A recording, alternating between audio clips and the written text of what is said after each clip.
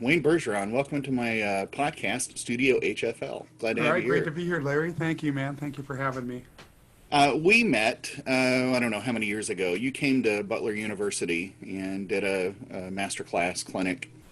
And I I don't believe know I, if, I believe that's up online too. It seems like somebody put those up in a five-part series from their session oh, from years ago. I know. yeah, I can't remember how long ago that was. But we talked briefly right after that. And I always laugh at this part because I usually tell people, I followed you on Facebook for so long. It's like I'm stalking you, I right? have you're my one friend on Facebook. Thank you for that. I doubt that. I doubt that. Um, but it's you're kind of a big deal. My mom always thought so. Yeah, she thought I was Yeah. a big deal. And, it's been a while, man.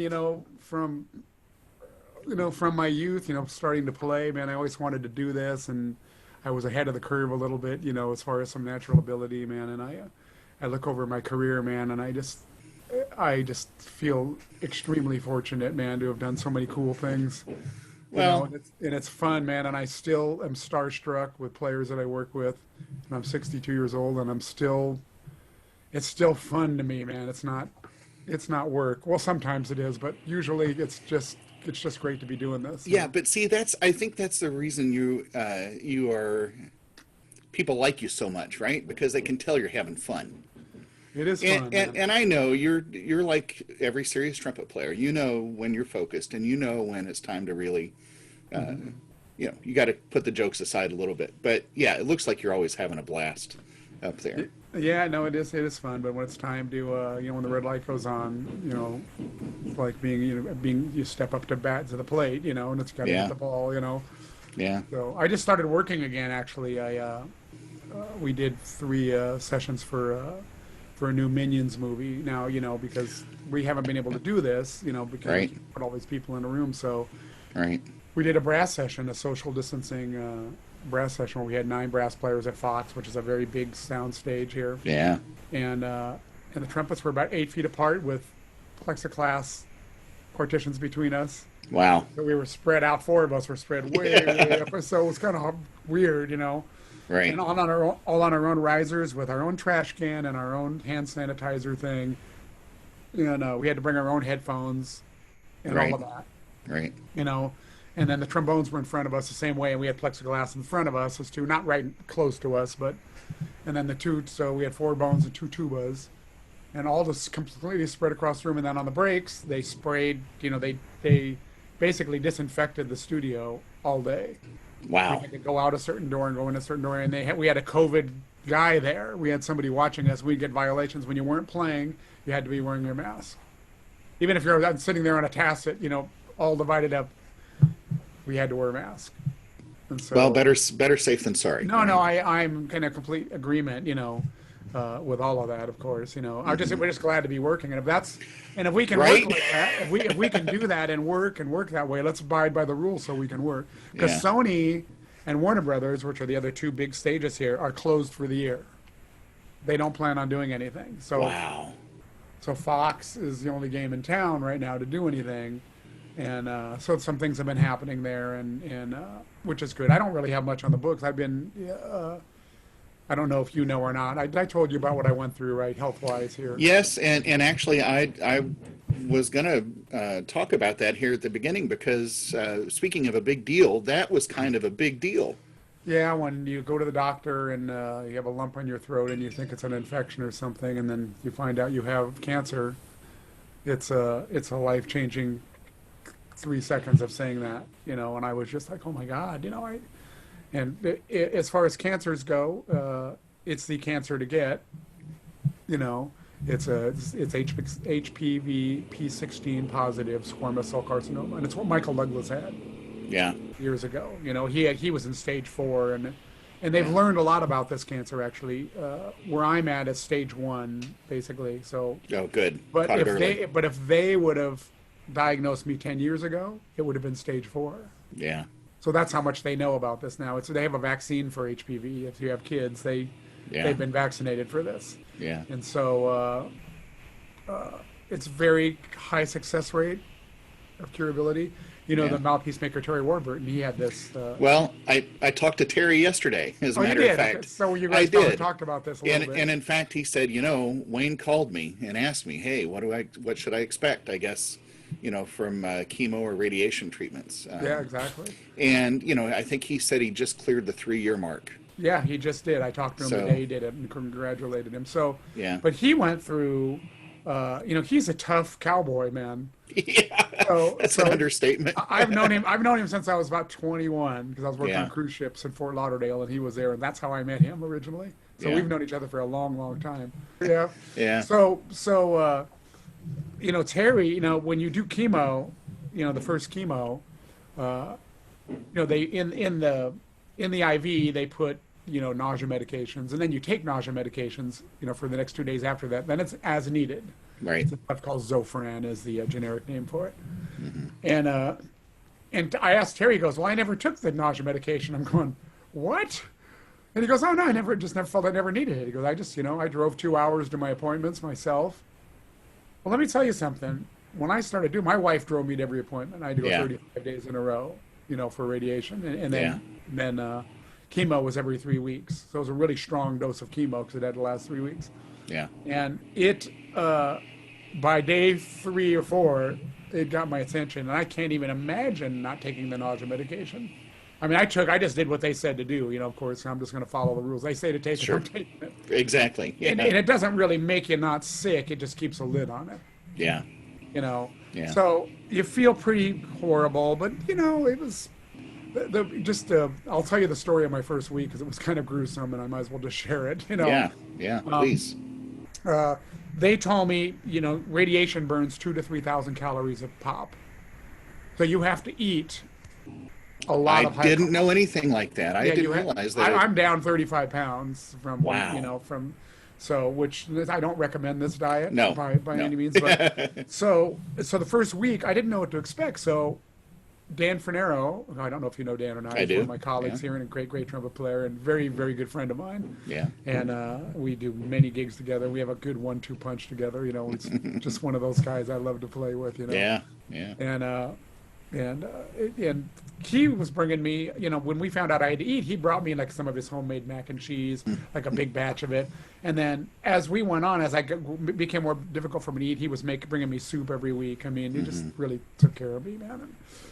But so those first 2 days, so I had his mac and cheese, which was awesome, and then I had, I'm a big fan of Lou Malnati's pizza from Chicago. So Oh my gosh, right? so I have them delivered. I have them delivered here. So I had a pizza that night. So I'm eating all this binding food Monday and Tuesday. Well, Wednesday Uh-oh. hits, and this stuff all causes severe constipation.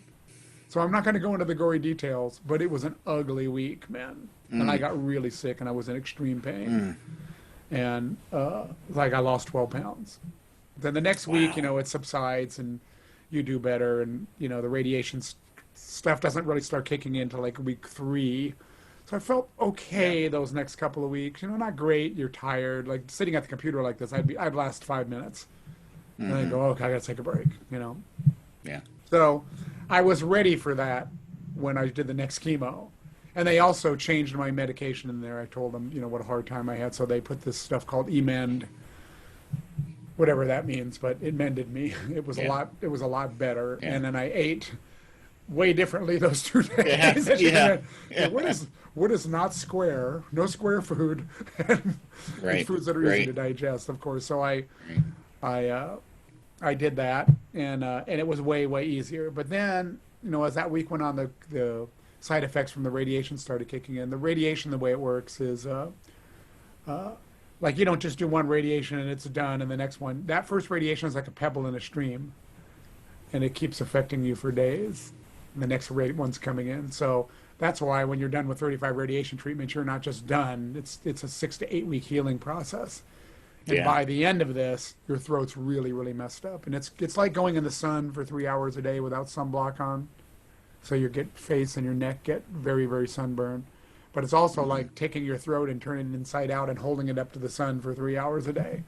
That gets really, So, you get mouth yeah, how do you- sores. Yeah, how do you even eat? How do you Well, swallow with? some people don't. Some people have to get a feeding tube. And I was scheduled in week 5 on the Tuesday. I was scheduled for a feeding tube because we just set it up in case you need it. And people are different, and not everybody needs it, and we all react differently to this. So on Thursday, the Thursday before that, I asked my radiation oncologist, and they like to say everybody's different. That's their default, so they don't have to answer any questions. Right. And I told him, I said, I want your professional opinion as seeing hundreds and hundreds of my case. How do I look like I'm doing to you? And I was doing pretty good in a week. I mean, my throat was sore and stuff, but Yeah. I was pretty healthy, and I was still eating, and I'm eating softer foods when I'm eating. I'm eating cereal in the morning, and I'm eating soup, and and all that. I'm not eating pizza, but I'm eating. Right. And he goes, well, everybody's saying. I go, nope, you're not allowed to say that. I just told him that, and he goes, well, it's really your call. I just said, well, how do you? And he goes, well, I would say you're doing very well. And I said, matter of fact, you're in the upper percentile of people doing very well. I go, do I need this feeding tube? He goes, well, that's your decision. Everybody's different. I go, no. I want your professional opinion. I go, I know it's my decision. I realize that, but I want you to look at me because you. I lost you for a second. Are you My there? back? My back? Audio. There you are. There you I'm are. back. Okay, I'm back. So, and he said, I don't think you need it. I go, all right, I'm going to cancel it. And so I canceled it, and I didn't need it because it would have put me in the hospital overnight with all this COVID stuff going on, which I didn't want to do. And then I would have had to get up after being in the hospital and getting put to sleep and getting nausea from that. Then I would have had to go in for radiation the next day. And and my throat was sore at that point, so it would have really been a nightmare. And then also the healing of the feeding tube, because it goes in through your navel. Oh, right. That would have been weeks and weeks before I could play. So I played, as far as playing. So anyway, to back up, I'm the poster child for recovery. Yeah, good. Basically. So Good. I'm not even a month out of my radiation yet, and this stuff's still affecting me. My throat's still got stuff going on. But I'm playing, and I did this recording session, actually, which I didn't really feel like I was ready for, but somehow I got in there, man, and I got through it. I hadn't played a high G in 3 months, and I had to hit a high G on this thing, and I told my colleagues, I don't know if I can pull this off, and I have, they could all probably hit a high G, but I'm kind of the commercial guy. They're all legit players, but Right. John Lewis could have pulled it off, or Rob Sure. But they, and so I was ready for one of them to cover it, for me. But we did it as an overdub because they wanted it separate, and I just somehow got it. I got it, man. I couldn't believe it, and I got a big round of applause, and I was like, please don't make me do that again. I was going to say, yeah, no take two, right? and it hurt, but I kind of just like adrenaline, so there wasn't anything that high the rest of the dates. There was some stuff to play. I mean, it was playing high C hurts, Right. so there was a lot of stuff to play. But fortunately, I had John Lewis was co-principal, and so he played. I had him play some piccolo stuff and some intervallic solos, which we're just all out of shape, and I'm really out of shape. Yeah. And going was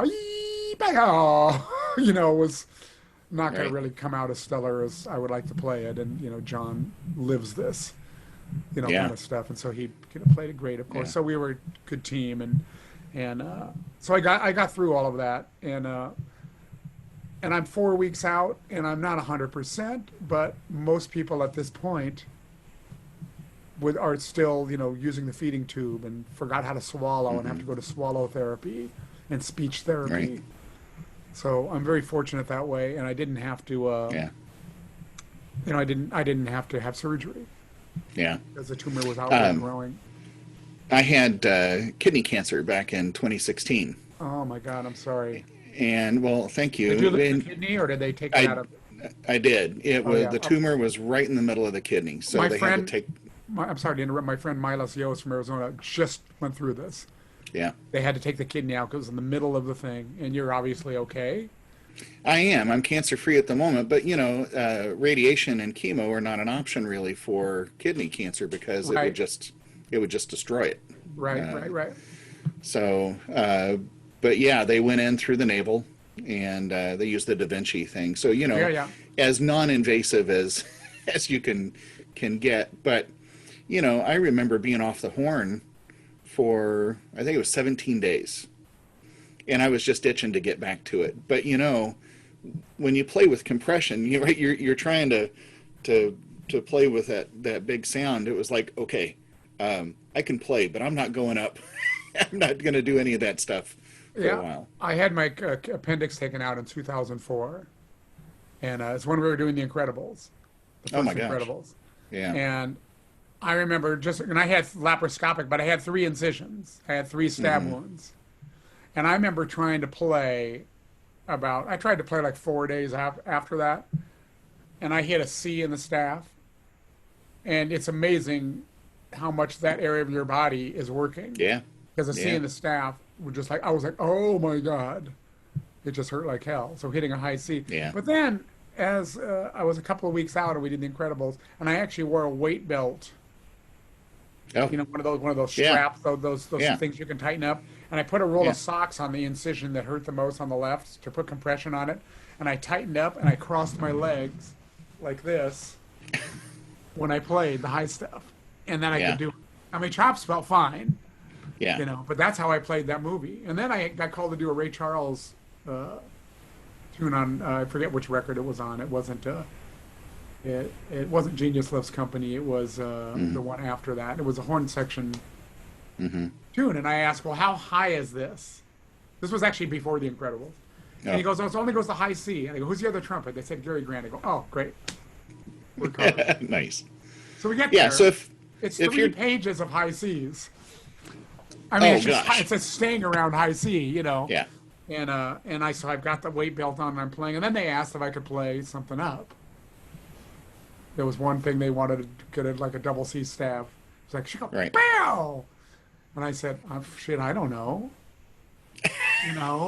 And I got it, and it hurt like hell, man. And I'm just one note, fortunately. But I had to stop. I said, we got to take a break.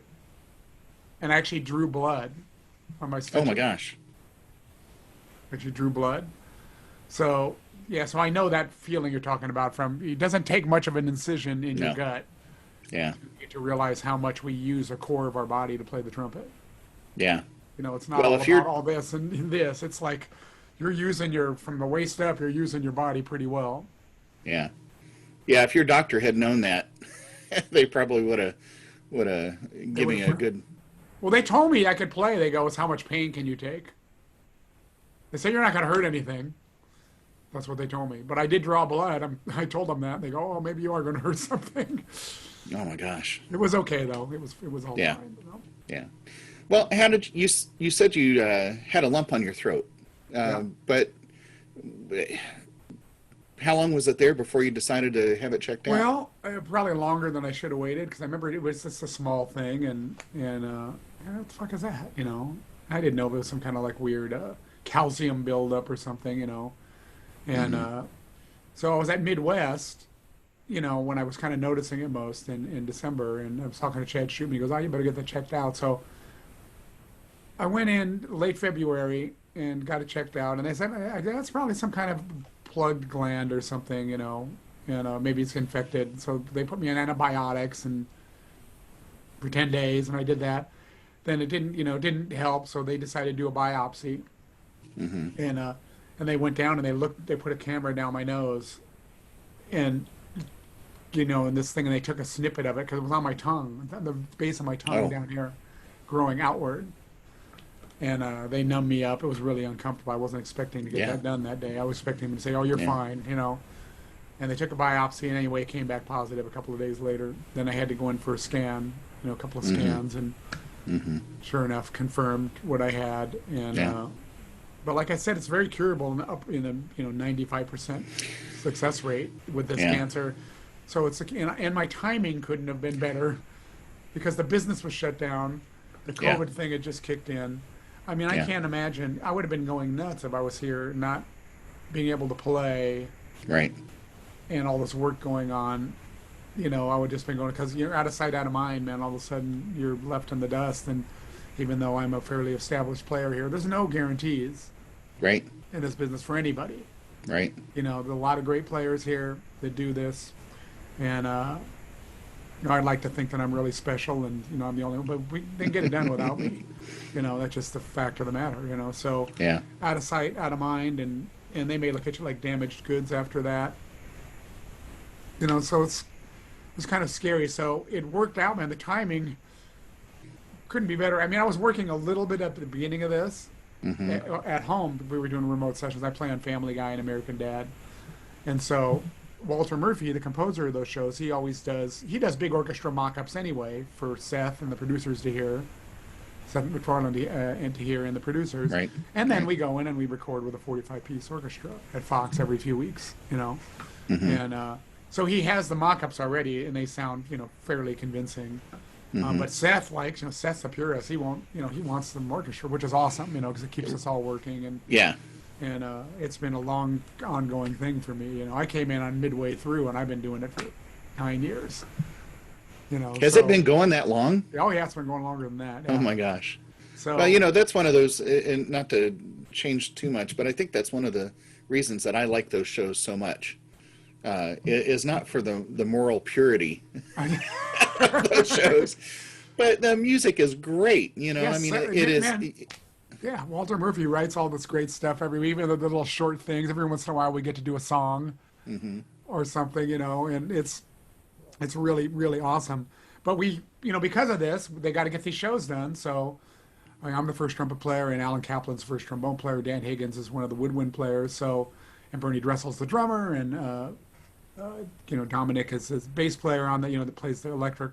So we're doing them from home. So he sends me the tracks with everything on them. I'm the last thing to go on there, and he sends me the charts. I print them out. I load all the cues in and make separate Pro Tools sessions here. I'm glad I do this, Right. because I've been doing this for a while. So I was ahead of the curve with the home studio thing, where a lot of people were scrambling to try to get Logic or something and learn. And I've been doing this for a few years now. So Yeah. I got it down. I've got really nice gear, and I've got a nice little setup here. So I got to get in there, and I do all 3 trumpet parts, and he pays me for my studio, and I actually nice. make a lot more money than I make for getting up and driving all the way to Fox and going through security, and you know, and not that I want to sit here and be greedy, you know. I've actually offered, you know, hey, maybe one of the other guys that are set up to do this, do the next one, Right. you know. But he Yeah. said, no, it's working great with you, and I'm just gonna Well, you can pace yourself too on that, right? I mean, it's not like if you're in the studio, and I did this actually recently here in the Indianapolis studio,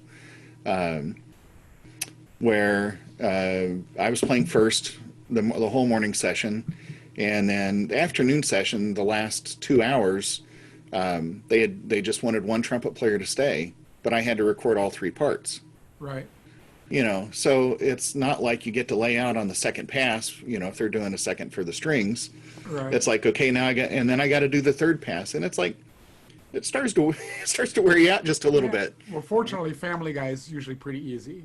It's usually just mostly flugelhorn, 95% flugelhorn, which is awesome. American Dad is all trumpet. It can be more difficult. And it's more legit, and you know, there's military stuff and marches, and you know, it's a little more more difficult. But yesterday was easy, you know. I'm curious, you know, you see these big film recording sessions with the movie going on behind you. You guys is it the same thing with the cartoon series? Yeah. Yeah, we always have, you know, we don't hear the dialogue. Sometimes he'll play us a dialogue. He goes, you guys, I have to listen to this. Because it's like, it's so funny. You know, he'll explain to us what's happening before, and then we'll turn around and all watch and laugh, you know. Yeah. But usually the dialogue is off, and then we hear our 8 clicks or 4 clicks, depending on what we're getting in, and we play, and they make notes. It's like a well-oiled machine. We get there, when it hits 10 o'clock, we're ready to go. They go, all right, we play the first cue down all together. And he goes, all right, let me hear those strings. And they hear the strings. They go, let me hear the rhythm section. Let me hear the French horns. Let's hear the trumpets. Boom, then we do it again. And they just tweak the balances a little bit. I mean, it's the same people doing it, so they kind of get it down.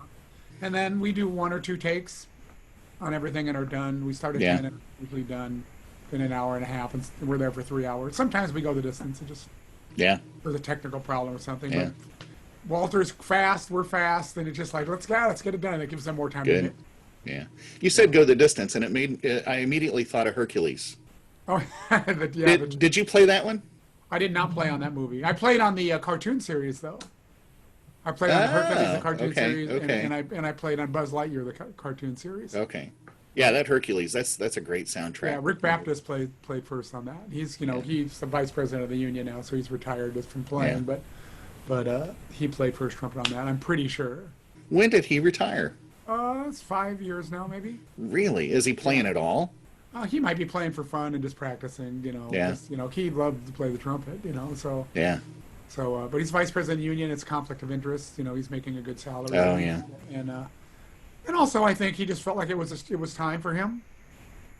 The- going out of the business. While you can still play well, Yeah. instead of going out on a whimper. Where Yeah. you're struggling, and so a lot of people hang on for a long time, like orchestral players, because they got tenure Right. and they can't play anymore. I mean, I don't want to go out like that. I want to go. Johan Racy just decided one day, I'm retiring. It's time for somebody else to do this. Yeah.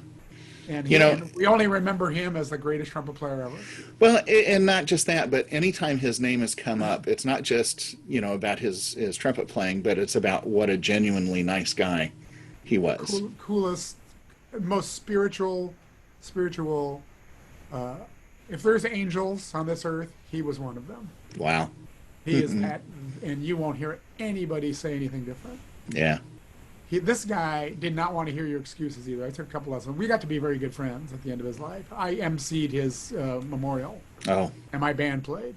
wow. And he wanted that. He wanted my band to play, and then we had all these different guests. I had Chuck Finley and Bob Finley and Arturo. Oh my gosh. And Carl Saunders play, all featured. We had a trumpet ensemble play, and Malcolm McNabb did the second movement of the Tchaikovsky violin concerto, the slow movement. And they showed all these great videos, man, and it was just. That's a celebration, Yeah, right? so we got to be good friends, but Johan Racy didn't want to hear your excuses. This guy had polio his whole life, and he roofed his own house and poured his own driveway. He figured a way to get onto the roof so he could roof his house. So he didn't want to hear your excuses why you didn't practice or why you couldn't do this. There's a funny story that a friend of mine who works at Disneyland out here, and matter of fact, he took my spot at Disneyland like 35 years ago, whenever it was, or 30 years ago. He's still there. Tim Rubottom. He used to study with Yuan, and he showed up late 2 weeks in a row. And Yuan is the nicest guy. Like, yo, how you doing now? So he showed up late for the second week, and Yuan greeted him at the door. Goes, oh, come on, let's go, Tim. You ready to go? He goes, yeah. He goes, oh, I'm sorry. I'm late. Oh, it's okay. It's okay. They sit down, and he goes, have you played yet today? And he goes, no. He goes, okay, good. Let's go to Clark number 2 here, and let's start with G on top of the staff here. Pianissimo, and I want you to give me 2 times through in 1 breath slurred. You ready? Put the metronome on and goes.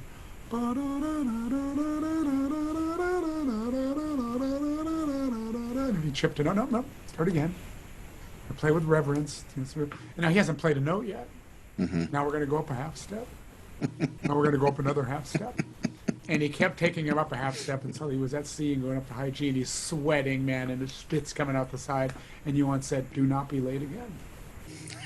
Yeah. He's probably not late again, and he's probably warmed up. Yeah. Right? When he shows up. Do not be late again. And, Wow. And that was quite a lesson. Ralph Sauer did that to a student who was a bass trombonist in the LA Philharmonic. The student showed up late, and he was waiting for him out front. And he goes, you got my check? He goes, well, yeah, I got it. Let me park. He goes, you got the check, right? He goes, well, you give me the check. And he hands him the check, and he goes, don't be late. First lesson, don't be late. I'll see you next week. That's your first lesson. And he didn't teach him. Wow. So you learn very quickly if that happens, Yeah. Well, I'm thinking with like the Cash App or Venmo these days, yeah, okay, make that transfer. Yeah. Can't hand him the check, but I mean, I can never be that mean to anybody, I've been hard on a few students that aren't taking care of business, But usually my line to them is usually, I'm just nice and I'm trying to be encouraging. But I'll just say, especially if I get a hot shot over here, because I get some hot shots, I'll just say, I'm assuming you're not here for me to tell you how great you sound on everything, right? Just Does so we that can happen? establish that. Yeah, well, I just tell them that. Yeah. You're not here for me to tell you how great you sound. Mm-hmm. Okay, I'm here to help you. They go, oh, yeah, yeah, of course. And then we'll start playing. I usually, I teach them fundamentals if I feel like they're having problems, but usually I just teach music. Mm-hmm. I play music with them, work on style, especially if it's somebody that can play. Right. So I'll put a couple of big band charts in front of them, and I'll play it. I'll let them play lead, and I'll play second. Then I'll play first, and they'll play second. Mm-hmm. And then I'll have them play it by themselves, and I'll say, would you like me to tell you how great that sounded, or would you like to tell me everything that was wrong with it?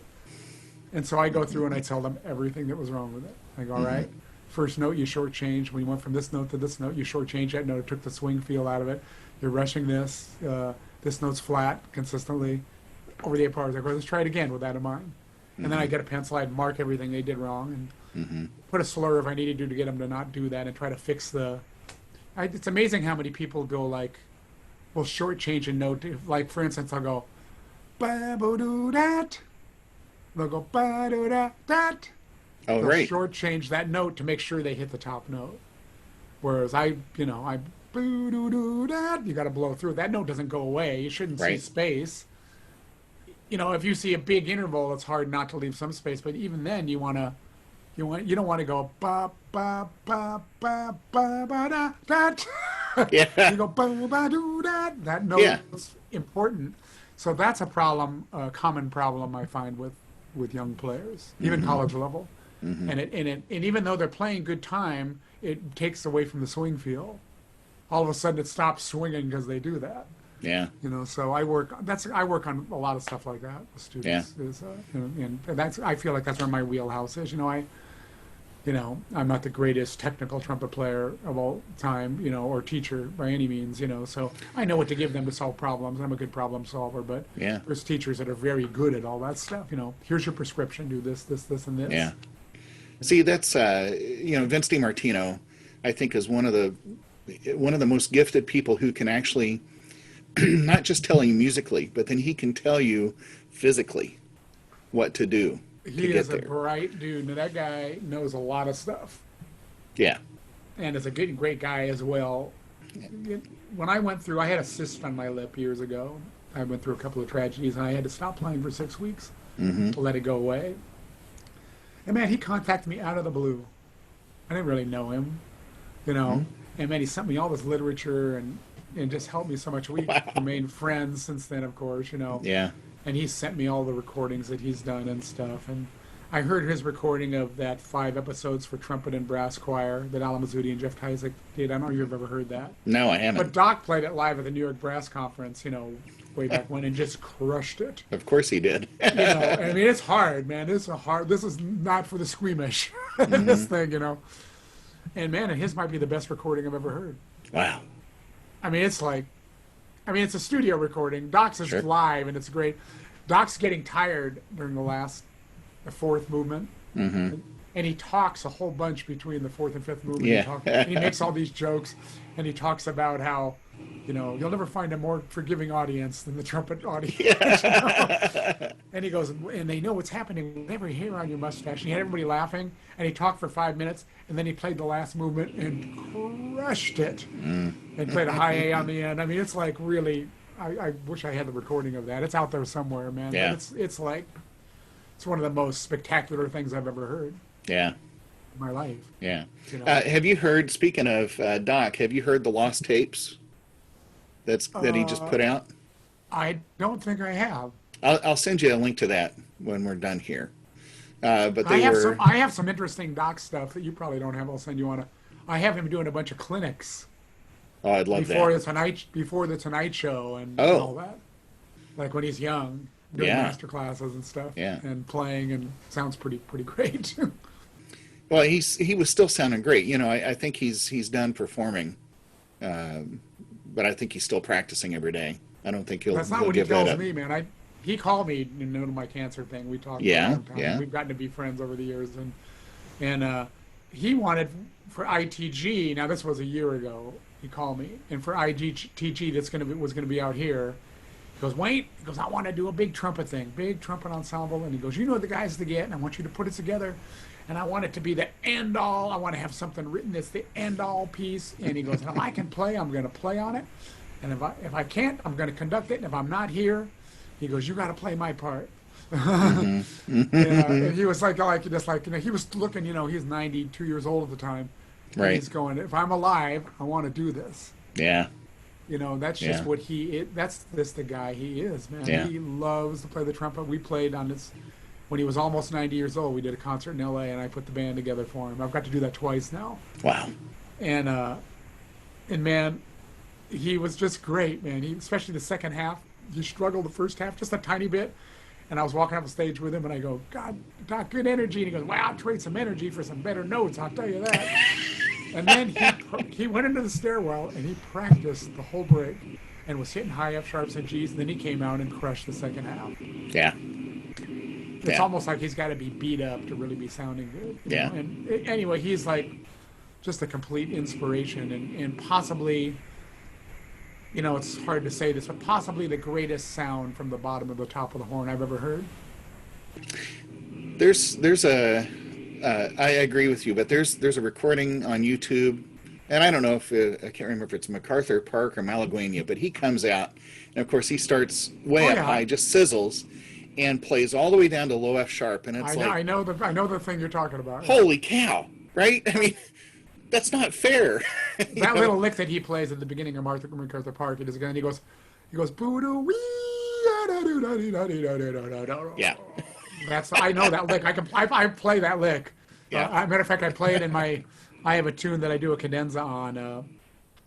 This You Go to My Head chart, and if I'm feeling good, I have a standard cadenza that I kind of play on it. That's right. Always accessible to me. No matter how I'm feeling. Yeah. But if I'm feeling good, I'll do belly do da wee, boo da wee, and then I go, and then I play my last note. Yeah. I've only done it a few times where I've really felt like, 'cause I'm usually doing that tune 4 tunes in, and I'm pretty beat up. Yeah. But if I'm feeling my oats, it's that lick. It's that little. it's the little diminished. Yeah, you've inspired a lot of trumpet players, but there's one that I think is just going gangbusters. Louis Dowdeswell. He's my trumpet son. What a talent! And the thing is, he doesn't even look like he's working, right? All these videos he puts together, and I kind of wonder. I know he's not faking it. I mean, he's probably he's faking just that it efficient in the video. In the videos, he is, but he is that efficient. Yeah. He's probably playing along, so it looks like he's playing. Yeah. But he did a concert in Dallas with that Rebel jazz band, that does those things. And he plays that whole record from top to bottom live. Oh my gosh. And you got to watch it, man. He's out front conducting the band, and he can play every note, man. The guy is no joke. Yeah. And we're very good friends, man. He truly is my trumpet son, man, because when he was 15, I heard him online, man, and we started talking. I said, man, dude, and he said, you're the first lead trumpet player I ever heard, man. He goes, the Big Fat Band's the first big band. So he had my mouthpiece and my horn and all of that, And I played a concert in London, and him and his parents came and his sister, they came to the gig, and we met, and we hung out, and then he came out here. I said, well, he wanted to come to LA, so he came out and stayed with my wife and I for two weeks. Oh, fun! When he was 18, I think, at that point maybe, and then he came out again, not last year, New Year, the New Year's before. Him and his fiance, he's married now. So we're good friends. I mean. And he has showed me so much. I mean, I could record, but he showed me so much about the recording process. I go, Louis, because he's got a studio now. I mean, he rents a space. He's got drums and piano in there, and he's full blown producer now. And right. And he's so I said, just tell me what to buy, and tell me what you're doing, and I'll do the same thing. So I just kind of mimic what he does here for the most part, anyway. Not exactly, but right. I've learned a lot from him. He was out here not too long ago. They did him and Callum, the guy that writes all his charts. Callum Al, that does all the music, was a great writer. They came out here. They did some singers projects. Great charts. Oh yeah, he produced a singers record with strings, and there's big band stuff, and so they're out here mastering in LA, so we got to hang out a little bit. And this record is just magnificent. This string record with the vocal, man, it's the string writing is off the charts, and the big band stuff. Louis has a double high D in there, man. That's just like, it's just like, look out, man. So I like to take a little, I'd love to take credit for all his accolades, but it makes me feel good that it's somewhere along the way I was an inspiration for him. Yeah. He's grabbed that and gone to the next level, man. Because I think, I'm very flattered that he wants to sound like me, and my wife always kind of crushes because it sounds fucking exactly like you. Even when we practiced here together, she goes, I couldn't tell who was who. Oh, wow. Like we're playing routine back and forth, and stuff. And yeah. she goes, you sound, because I didn't know who was who. You sound the same. Now, I do think he's finding his own voice. Mm-hmm. Because I hear him, he's gone to this other thing, man, where he's got a great sound, man. It's got core, and it's when I'm striving to be like Doc, I want to kind of sound like that. That's a good place. That's a good bar. Yes. You try to get all those overtones in your sound, so you don't sound like a thin lead player. You got body, and I always think that like what Michael Sachs sounds like. Yeah. He sounds like a lead trumpet player to me. He just got all the color in the sound. He's a classical trumpet player, but that's the sound to have, no matter what kind of music you're playing. I did my second interview with him last week. Yeah. And I actually asked him, I said, when you have pop stuff, do you bring in somebody like Joey or Wayne, Joey Tartell? And he goes, yeah, occasionally, but I kind of like to play some of that stuff myself. It's like, which is great because, a lot of times the principal trumpet player, they kind of want to protect. They don't want to work real hard like that. Right. Or beat their chops up. But he plays like, I'm telling you, man, I've always just thought when they say dark or bright or brilliant's a better word. Yeah. That doesn't apply to any style of music because there is very dark sounding orchestral first trumpet. There's very bright sounding, and I don't mean that in a bad way. I mean they're able to change their sound. Right. And it always has the full spectrum of sound in it. It might go this way or this way a little bit. Yeah. And I think that he's one of those kind of players. Yeah. I think somebody that just sounds dark all the time, even though it may sound beautiful, it doesn't cover the full palette of colors. Yeah. Or somebody that just bright, it's just bright.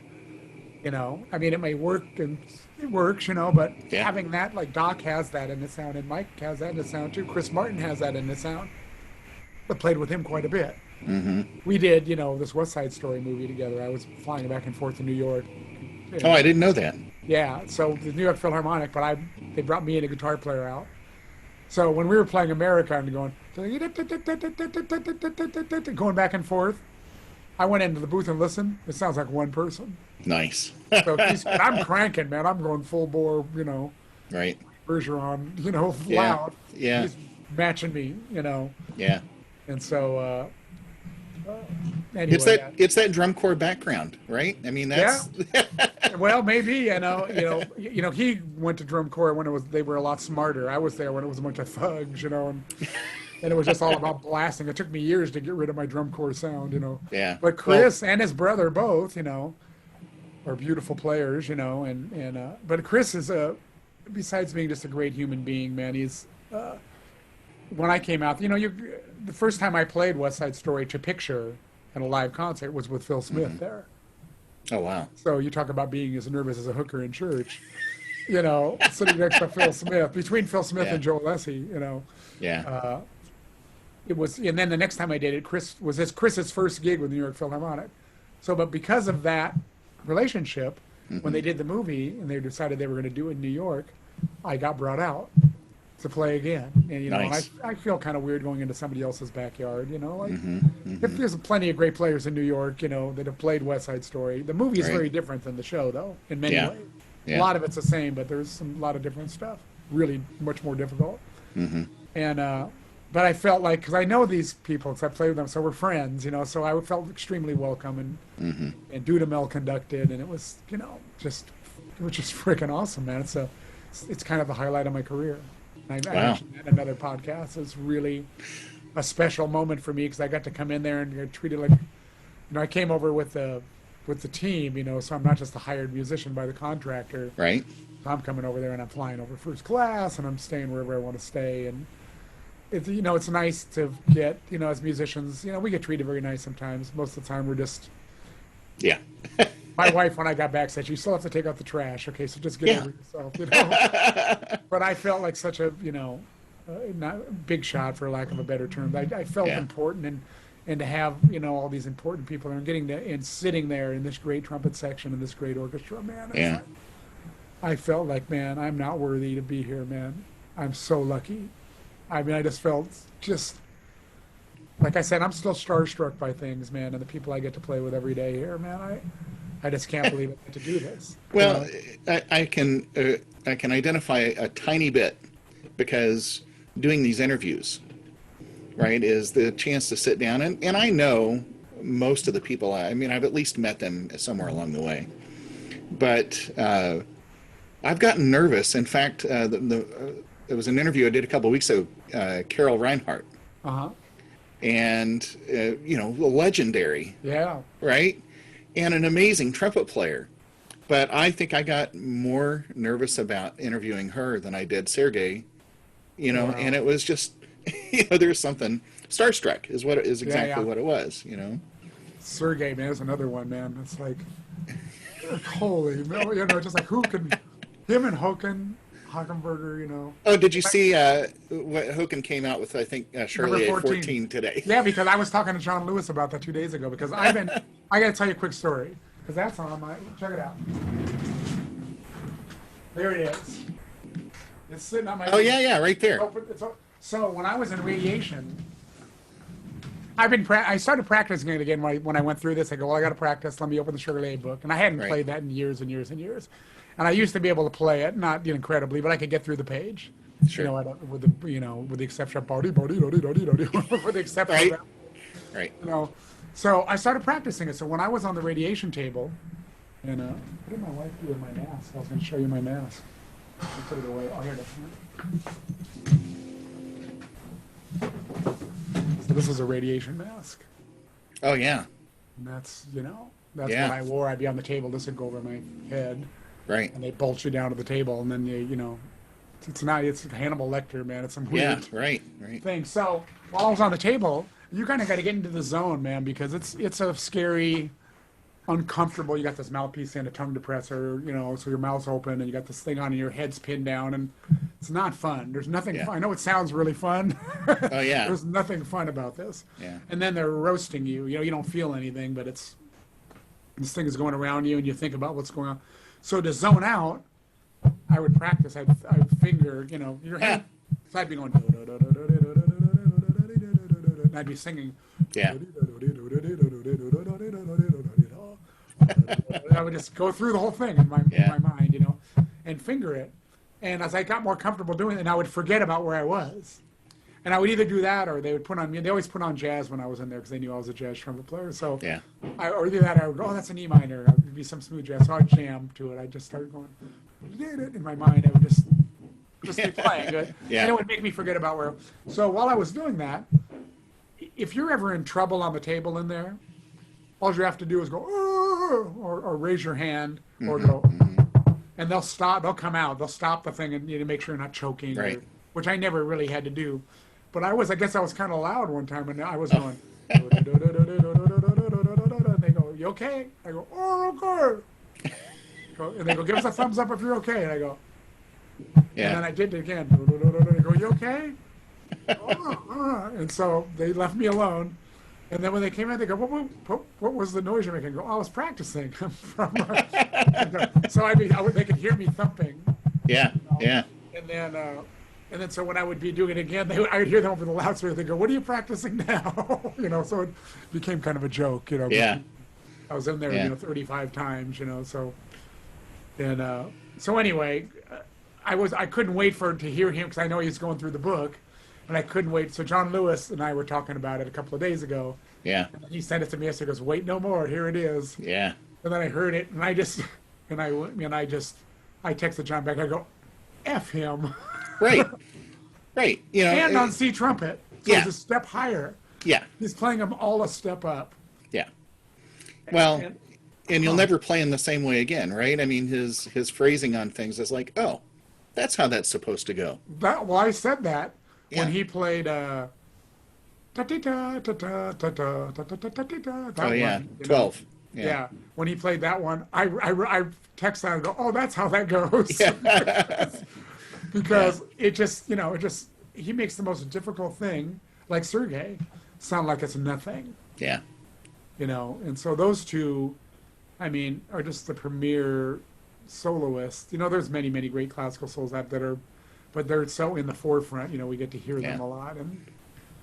And they completely, I got to do one of those horn hangouts with Sarah.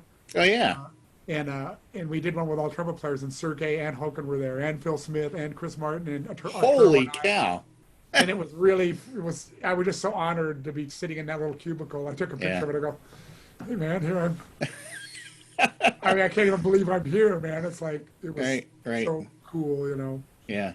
What a lineup. Holy cow. That would have been I would have just sat there and let everybody else talk and just soak it up, right? Arturo did a lot of the talking, so Was that a surprise? But no, he was great. He had a lot of great information, of course, and Yeah. Arturo's he's a good friend of mine, and he lives close here. And when I was going through my stuff here, he gave me this, man, because I got to the point where I wasn't playing much. And Oh, the Sando valves. so he brought me, I had the plastic one before, but I'd given it to a student. I told him I gave it to a student to use. So he brought me the newer one, which is really cool, actually, man. So because I didn't play for a couple of weeks after I got so sick, so I just sit around and, go do Clarks and the hard keys, and A, and just kind of said, let me work on my fingers, man. And this is like a perfect little tool for that. They're a little bit stiff, so it's good for that third valve. I go over the last part of that, like just a bunch of times, I didn't buzz so much in it, but because it hurt me. But man, he just brought it by, and he brought a real nice note with it. And, so he checks in on me, and anyway, it was really cool to be up there. Like I said, I pinched myself, man. I'm going, oh, man, what am I doing here? Yeah. Just a lowly, LA, player here, But I do feel fortunate, man, to have a little bit of notoriety, and my mom, I wish she was alive still, because she was a very proud band mom, obviously. Yeah. But it's very cool, man. I love what I do, man, and I'm so grateful to do what I do. Yeah. Wayne, I feel like we barely touched on stuff. I mean, you've got so much more. Would you be open? I want to, respect your time here. Would you be open to doing another one, maybe in a month or so? Oh, of course, man. Of course. And then we can talk about, drum corps and all the other stuff, Yeah, we can go into a whole nother, talk about the trumpet a little bit more maybe, and then some warm-up things that I've discovered. And I learned all this post-cancer thing. I've been through like 3 major tragedies with my chops. One was a dental issue when I was working at Disneyland that really screwed me up, and I had to come back from that. And it took me a long time. I was really messed up, man. Yeah. And then this cyst thing that came out in 2009, I was just going through a lot of emotional stuff. I was in the middle of a divorce and some stuff, and I lost a bunch of weight, and I got this cyst, and I had to take 6 weeks off of that, and I had to come back from that. And each of those things, I came back a better trumpet player, I feel. So this is my third kind of big tragedy, and this is the biggest tragedy, for me. This is the most difficult time of my life. Well, and let's hope it's the last one. Being in the middle of a pandemic, and just all the negative crap that happens on Facebook and all the BS, and it just makes you dark, and then getting this cancer, But like I said earlier, the timing was actually kind of good. Yeah. Because work's just kind of starting, and I'm back. I wouldn't say I'm 100%, but I'm back and playing, and I'm doing some things that were really helping me. Now that I can play again, helping me out of that book right there. I don't know if you can see that book, The Boom Method. Oh no, I don't know that one. It's a colleague of mine. I've been working on a Scott Velt's book a little bit. Oh yeah, And, great books. I really want to dive into it more because I've neglected it since I've been sick here. But this book is there's a Oh, local trumpet player here named Dan Rosenboom, and he's a younger guy. He's, I don't know, maybe he's 40. And man, but he is a fine trumpet player, man, like an avant-garde soloist, but great yeah, classical player. yeah. And he knows some stuff, man. And just his first couple of pages of this book, uh, I do these things now that I've been doing kind of religiously. Can I show you? Yeah, please. And they're really good for your airstream, and they get you warmed up really quickly.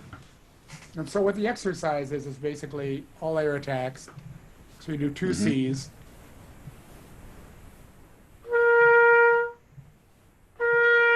And then you start the thing and you go. You can see my fingers. Mm-hmm. Mm-hmm.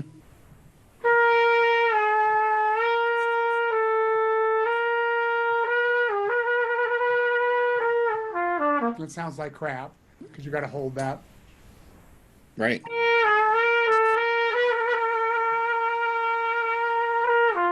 And you blow against the resistance of the wrong finger. Yeah. Yeah. And then you do the next, you know. Yeah.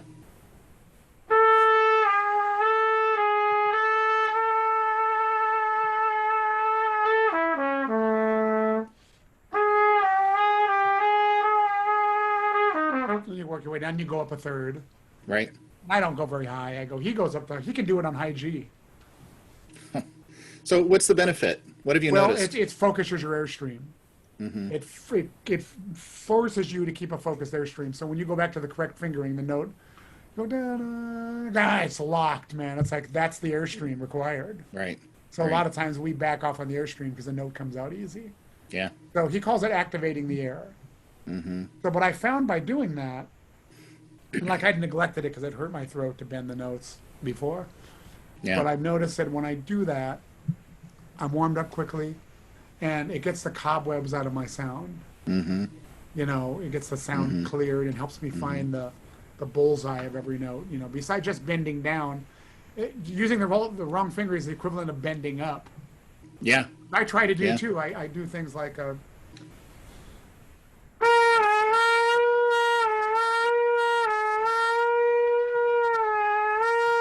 and find the middle of the note. You know, find the Yeah. true color. Yeah. I've been doing that for a long time, but this thing takes it to another level, kind of. And so I really, I like it a lot. And, you know, I picked up a few things over the years, but that one really is something that became part of my arsenal very quickly. And John Lewis Yeah. has been doing stuff like this for years. When I'd hear more, I might hear him doing all these false fingerings like that. And, Yeah. and he has the most centered sound. I mean, John Lewis is just nails, man. He's just like, everything is down the middle. Yeah. You know, every note, Yeah. the way he goes from note to note. And I mean, I think that's the goal. And as jazz players, you know, we're not really taught like that. We're taught to play the trumpet well and stuff, but we don't think about the meticulous side of the horn because we can get away Right. with other stuff. But, you know, it's okay for us to go.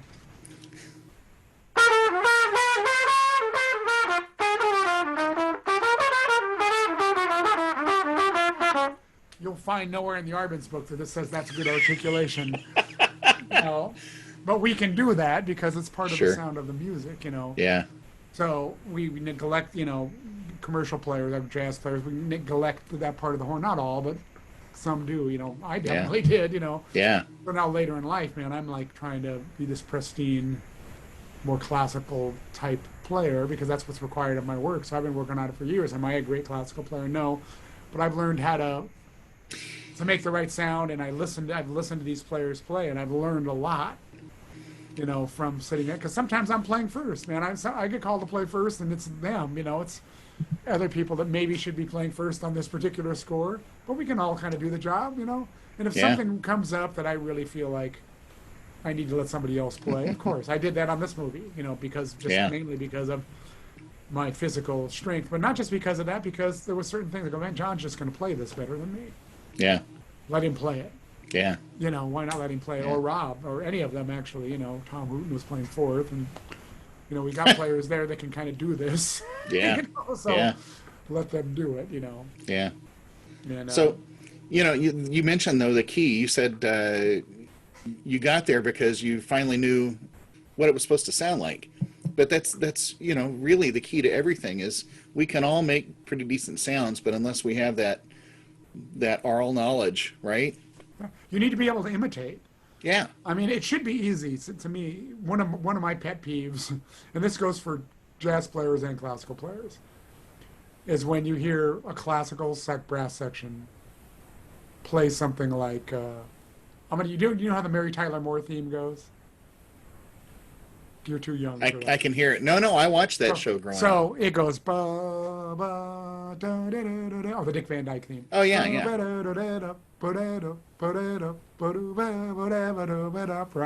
Mm-hmm. All right. I played that with a local orchestra here of very good players. Oh no. Now everybody's heard that and knows how that goes. So that's just how it goes, right? So you don't just look at that like, oh, I'm a classical player, I'm going to play this classically. But that happens a lot. Yep. Now, French horn players have an excuse. Violinists have an excuse. Because their instrument is not necessarily found in jazz as much, nor do they grow up doing that in general, right? So they're used to looking for the beat, and they're used to analyzing everything on the page exactly the way it's written, because that's what you're supposed to do. Yeah. But if you know how something goes, you wouldn't play that pom pom pom pom pom pom pom pom pom pom pom, and that's how they played it. Yeah, yeah. And Warren Looning was playing first trumpet, in the orchestra at the time, and I thought he was he was just fit to be tied. And I said, they just heard us play it first too, that we played it and they answered, and I said, you guys know how this goes, right? That was my comment. And they go, yeah, well, ours is not slurred. It's not marked slurred. And I'm going, but you know how it goes. Yeah. And not to just pick on those players, because they're not all like that, obviously. There's many great players that you have to just go to where the music is best you can with your skill set. And if you know how it sounds, you should be able to imitate it to some degree of, maybe it's not exactly right, but to some degree of, excellence. And, it's the same thing in hearing Bob Malone was just calling me, actually. But hearing, a jazz player, just the way, maybe we play dotted 8/16. We go ba ba da ba da ba ba da ba da instead of da di da di da. We don't make enough importance of the middle note. Right. And note's the most important note. Right. Dee dun dun dun dun, or whatever the piece is, If you're going bam ba dun dun dun, they're doing Mahler 5. Dun dun dun, that note's important. Yeah, and absolutely. When I hear people doing it, I'll hear unnamed players, I don't want to mention their names, playing that, and they're playing that middle note wrong. Yeah. I said, no, you're not listening. Yeah. To exactly how that's supposed to go. So even though you might be playing it very well. Yeah, the style's not right. And, along that line, because of the nature of American orchestras, I once I got my C trumpet, I was playing C on everything. Mm-hmm. And then a few years back, I'm thinking, yeah, but we're doing so much pop stuff now in concerts. It's like, I'm using my B flat. It's the right sound. Right. And I used to think that, but now that when I hear John Lewis play pops music, we did Earth, Wind and Fire concert, at the with the Bowl Orchestra, with Earth, Wind and Fire, and we had some of their licks and the thing. And John, we took a picture with the section, and he's playing C, and somebody commented, "Oh man, I'm playing C trumpet," and I defended him, and of course John said it's going to be okay, because he played it great. I mean, I wouldn't want to hear him. I mean, he could play it on B flat just fine, but his sound, his signature sound is on the C trumpet. And I don't mean just classically. I mean, if he plays something commercial, he sounds really great. Or something Latin, he sounds great on the C trumpet, and it's got this sparkle and, and so that is true in some cases. When I play the C trumpet, no, my sound's going to be better on B flat, definitely. Yeah. I used to try to play. I just stopped doing it. I love the sound of it, though, especially on film calls. When we're playing this stuff, we're playing that clarion thing, man. And these guys are playing C's. It's more present. Yeah. It's not as wide. Yeah. But it's a more present sound, I think. and it's hard for me to keep up with them when they're cranking, and Yeah. because my sound is going this way more, and their sounds. So it's an interesting analogy, but I do agree with you in most Yeah. cases. Yeah.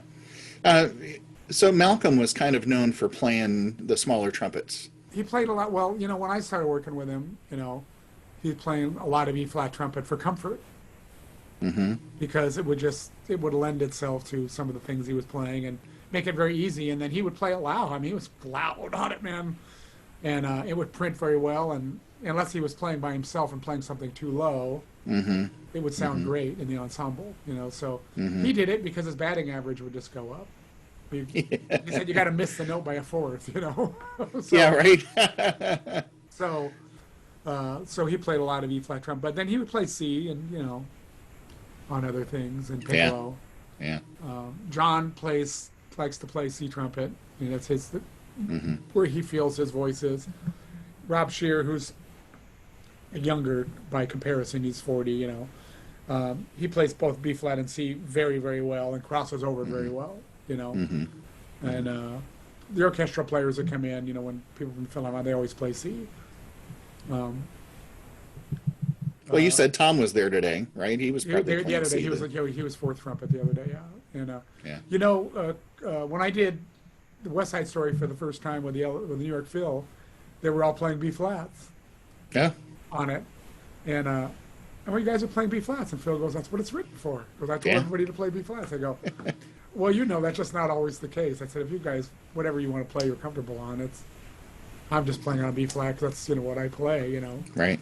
And they played it on B flats. It was great. With the LA Phil, they played C's. I think. Well, Jim Welty played some of it. I did it with him the first time. Mm-hmm. And Tom Hooten both. They played they different cues on different Right. on C or B flat. Right. And then when we were in the studio, it was that as well.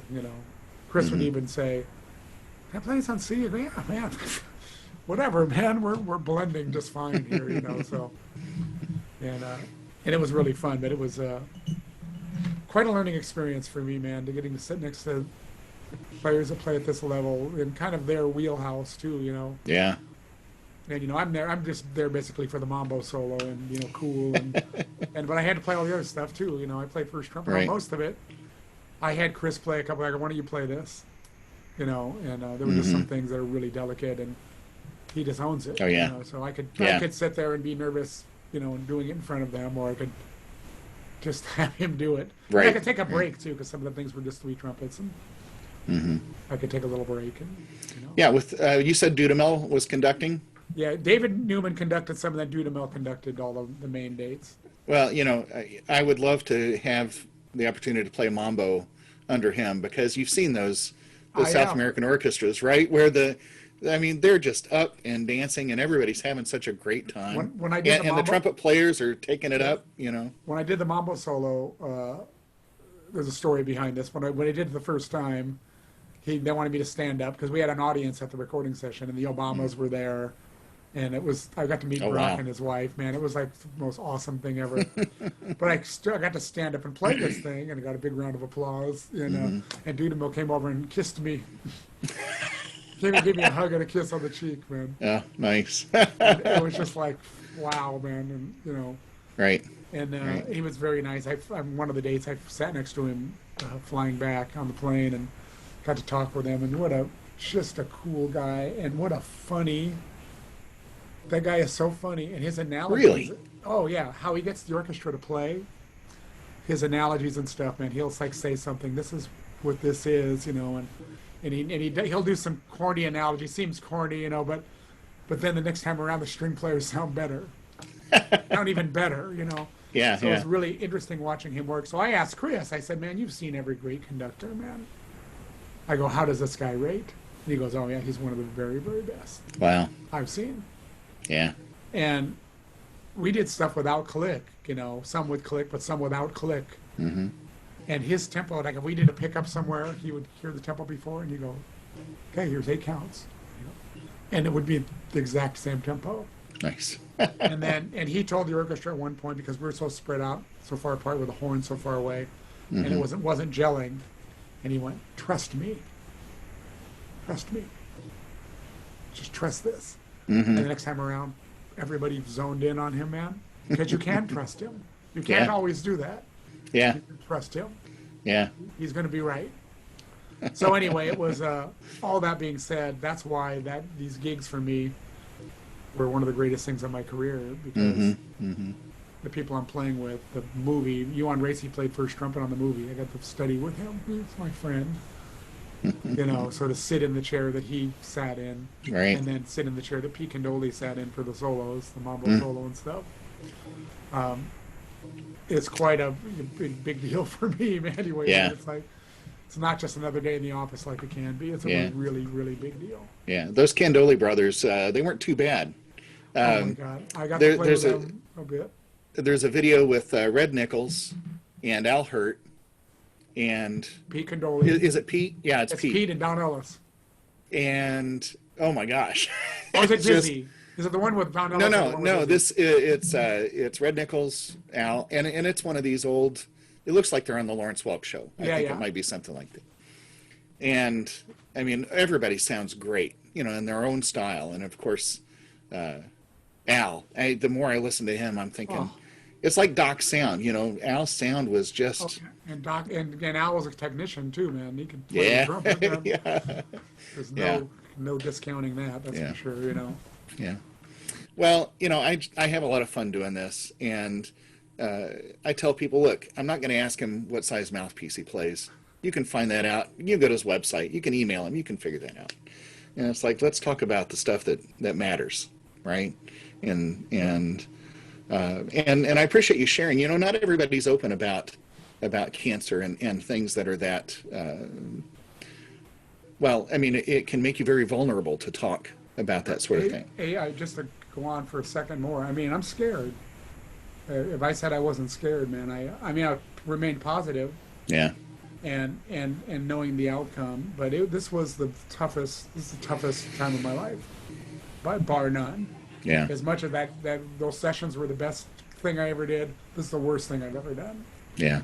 And I'm I'm scared because I'm not out of the woods yet, because I have to wait till September to get a scan, because they have to let everything heal so there's no false negative Right. positive. So Right. to make sure we got it all. Now the prognosis is very good because the success rate is so high. And Terry Warburton, you know, he did exactly what I'm doing. Yeah. He was in stage 4, 3 to 4, and they got it. Yeah. So, and I don't feel the tumor there anymore. Yeah, I don't even good. have to shave here anymore, which is weird, because your hair stops Oh. growing here. This is so Yeah. smooth now. My skin Yeah. has never been softer here. It's so weird, man. So I don't have to shave. So that's one perk. Yeah. Well. So I just have to shave here now, you know. Yeah. I have a tuba player friend who became a dosimetrist. I don't know what that is, but Well, you do, because they're the people that aim that radiation beam. oh, that's what they're called. So those people that I'm working with, I just call them my radiation techs. Yeah. That's what But they're- you know, a dose. You know, they know how to dose out, Right. and he was telling me. So he goes from a tuba player, he gets this degree or certification. You know, now he's making 10 times what he'd make as a Yeah. tuba player, but telling me just how precise they can be. I mean, he gets, you know, from the doctor, he gets, you know, where the tumor is, and then he figures out how much radiation and how long you can. and how far outside of it to go, because they have to protect this. Where cancer can go, they have to radiate. Isn't that at a lower amazing? dose. Oh man, you know, I got to tell you, when this technology has come a long, long way, obviously, most people lose their saliva glands from this. Many do. Many that I mean, I've talked to a bunch of people. I'm part of a head and neck cancer support group now, and we meet once a month and meet Wow. people, and they bring doctors on to talk, and they're talking about, you know, but they can't. Sometimes when they're trying to get something where it's at, there's stuff in the way, and there's Yeah. They try Yeah. not to. They try not to get it, but I still have saliva. My mouth's a little dry now because I'm talking a lot, but that Sure, happens sure. anyway. But I feel very fortunate, man, because I've dodged a couple of bullets with this. My saliva glands still seem to be functioning. I get dry Good. at night, so there's something. They did jack some things up a little bit. So at Yeah. night I have to get up a couple of times and just have a glass of water, and then I'm okay, and a sip. I dodged the feeding tube. I dodged the surgery. Yeah. Yeah. And I don't know how religious you are, but I've never, been overly religious, even though Mm-hmm. I have some spirituality in me, of course. Mm-hmm. But man, I looked up and I said, thank you. Thank you Nice. for sparing those things. Nice. Yeah. And a lot of really good stuff happened to me while I was going through this. Some other things that are just a couple of financial things, and just some really great things happened that carried me through this. Not to mention all the positive energy and the love and the Facebook posts, man, just thousands and thousands. I mean, it was like I have so many cards here, man. I have hundreds of cards, Yeah. hundreds, and and that carried me through all of this. Yeah. It really did, man. Well, that thank you video, right, with the song. My Tom Cruise wrote the song, and my wife put the video together, and I didn't know when I was introducing that Yeah. the video was that. I Oh. did not know. It was a surprise. That was great. So That was great. yeah, it was really. But here's me the thing: cry. is you see just how tight knit the trumpet world is. I mean, and I'll attribute a lot of that to Ryan Anthony, is being able to bring so many people together, and it's like we all rally around each other. I may not know you from Adam, but when I find out that you've got this, it's like I'm going to send him a note. I'm going to do, Right. I'll pray for him. Whatever it is, it's like people show up, A and lot of people showed up, man. It was. that's very cool. I have my last text banter with Ryan that I had with him, because when he found out I had this cancer, he reached out to me. Mm, And my cancer is a speed bump in the highway of life compared to what he was going through. right. He acted like my thing was the most important thing ever. That's how he treated me. Okay, I can speak exactly to that because I met him at an ITG. It was either San Antonio or maybe it was Miami last year. But I went to the booth and I met him and I shook his hand. And I told him I had, was a cancer survivor. But it was exactly the same thing you just said. And I didn't go through radiation. I didn't go through chemo. But he absolutely made me feel like, he listened. He focused on me. And I was like, that's special. We're all part of this really shitty club, you and I, Yeah. and other people I know, friends of mine. Yeah. I have a dear friend, Kevin Guerin, a saxophone player, who's going through this. Yeah. He's got a new doctor, and they're trying some. Now they're experimenting, to keep him alive. He's a young guy, Yeah. and but we're all part of this really crappy club Yeah. that nobody wants to be part of. Right. And but this club really looks out for each other. It really does, because I have this friend, Sandy. She's married to Alex Heil. Sandy Kipp, this flute player, and we've always been friends. But she has Crohn's disease, and she has this cancer that they're just keeping at bay. She goes to chemo every week, and she will for the rest of her life. Right. But she's doing really well. It's amazing. She always tells me her life is better having cancer than it was before she had it. And she reached out to me, and we speak on a regular basis now. And my accountant, who I always talk to, he's going through stuff. Now we talk. We don't just talk about that. We're talking about the club we're in, Right. and several other people like that now too, and strangers that I met that reached out to me that said, "Hey, I went through this. What do you want to know?" So it's a tight-knit club that really thinks about each other. And I made friends in the waiting room at Radiation that I keep in touch with. Yeah, Yeah. everybody had their mask on. I look at all the fear in everybody's eyes there, man. It's really scary thing. Cancer's not a fickle thing. It'll hit anybody it wants to. It doesn't really care. And it, at first I was saying, why me? Why me? And then I was thinking, well, why not me? Yeah. Why not me? I mean, Yeah. I'm just another dot on the pale. I'm just a little speck on the pale blue dot.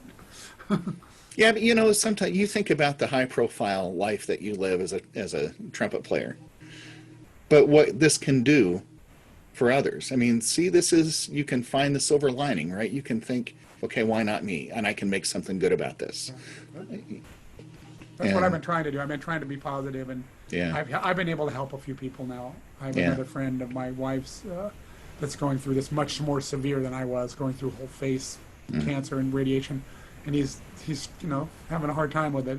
very painful. His tongue's Yeah. all full of sores and it's ugly, you know. So I'm trying to, you know, we've been sending them stuff that I had and talking to them on a regular basis and trying to keep him focused. He's at the Yeah. halfway point, you know. Yeah.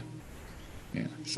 But we can talk about this a little more next time, and then we'll talk about some other, you know, some other trumpet geek stuff maybe a little bit. You'll have to show me the right fingering for the high A. First valve. Yeah. Here, I believe it. I'll give you one little quick tip here. Open your spit valves Yeah. and push down 1, 2, and 3. And if that doesn't work, pull your tuning slide all the way out and open the spit valves and see if you can fool the instrument into finding that false tone. Well, that's kind of like That's how I learned how to play high A when I was in high school. that's like that octave key on the rotary trumpets, right? You know, Yeah. that vent that they put on there, right? So it's something to be maybe turn your tuning crook upside down so the spit valve's on the top and open it from there and yeah. change the nodal points and see if you can land the note. And then you'll know what it feels like on the chops. And I know this Yeah. sounds like trickery and people are going to be going, he's a witch. Don't listen to him. Burn him at the stake. Right, But I'm right. telling you, I've had success showing some students this, Wow. trying to get them over the break. Yeah. And Yeah. my friend Kai Palmer, he couldn't play a G sharp, which I used to not be able to play either. Now I can play one. And I told him, you know, try opening the spit valve. And then he called me. He goes, man, dude, I impaled with high G sharp. I go, what finger? And he goes, 2, 3, and 4. That's great. So That's now great. you can do it without doing that. You kind of learn where Oh, the right. spot is. I mean, G sharp is still not my favorite note. It's like, you know, it's your falsetto. So just like singers have trouble singing certain notes, Yeah. they get into that break. And Yeah. and my belief is that all has to do with the acoustical cavity, how high the roof of your mouth is, how far apart your teeth are. I think all of that is a factor in that. Sure. And I'm not positive, but that's all I can think that it is. Yeah. People used to think, oh, you're an upstreamer or what, you know, that's all just. The air thing has nothing to do with it, man. It's how the vibration's going into the horn. And why is that note not landing? Why is that not on Yeah. the scale? The piano has that note, Yeah. you know, so we have to figure out the right length of string Yeah. for that So- note. And maybe the roof of the mouth needs to be lower, or, you know, who knows? I mean, but we figure out Yeah. ways around it. Yeah. You want to get Bobby Shue in on this and go back and forth on that one? Well, I'm not positive about that one because Bobby and I have talked about it a little bit. Well, I only say that because when I was talking to him, he was talking about all, you know, Airstream and all that sort of thing. But Well, I mean, No, Airstream, I mean, I didn't mean to say Airstream's not important, but I'm saying acoustics do have something to do with it. oh no. Yeah. Yeah. Bobby and I talked this day. We talked the day before yesterday. Matter of fact, we spin. He sends me all his articles before they're out and to read them. And I mean, I've got a whole folder here of great Yeah. Bobby Shue information, and I think he's the smartest trumpet player on the planet.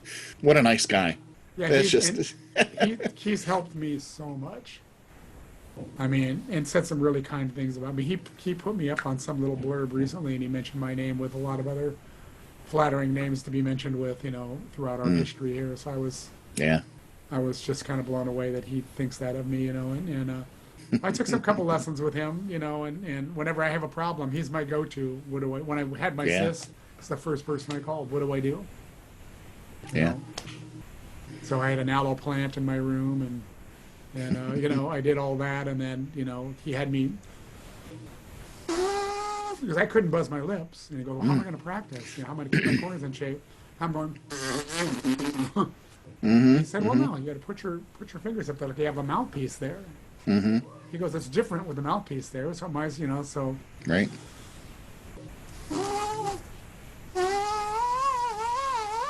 So I started doing that, and then it got to where it got strong enough where I could take this away, Oh, which I couldn't do that. You know, I don't have a Yeah. lot of range or anything, but at least I would hold my corners in place, and I could blow some air through, yeah.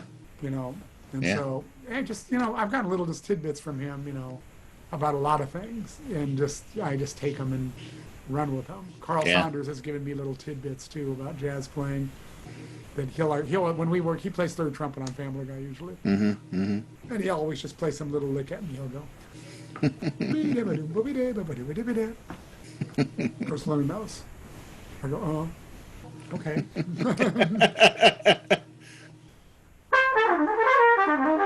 You know. Yeah. just minor sevens, starting on the seventh, going up and down. He goes, go up and down the horn, switch keys.